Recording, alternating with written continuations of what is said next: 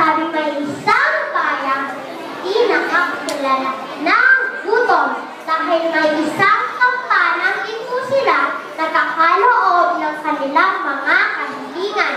Nabalitaan ito ng mga tulisan, kaya nagplano silang nakawin ang kampana at ilipat ito sa ibang lugar. Sa takot ng mga tao sa pagsalakay ng mga tulisan, ibinaon nila ang kampana sa isang lugar na malapit sa gubat.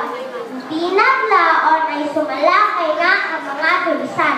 May paglaban ng mga taong bayan hanggang maitaboy paalis ang mga gustong magnakaw ng kanilang kampanang ito. Sa kasamaang palad, marami-rami rin ang namatay. Kabilang na dito ang mga nagbaon ng kampana. Sa makatuwid, walang nakapagsabi kung saan nakatago ang kampanang ito. Ilang taon ang lumipas, hindi pa rin nakikita ang kampanang ito. Napilitan ang panyagilala sa pagtatrabaho ang mga tao upang hindi sila kulangin sa kanilang mga pangangailangan. Hanggang isang araw, isang bata ang nakadako sa tabi ng gubat. Nakakita siya ng isang puno may hugis kampana, katulad ng kampanang mawawala.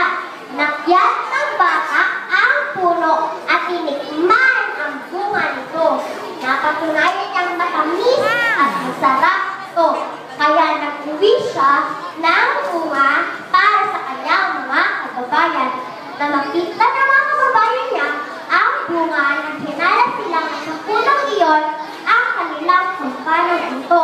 Ang bunga ng puno ay pinang-iniwang hugis kampana at dahil sa napakaliit nito, nawawin sila ito ng kopa ng mga pari.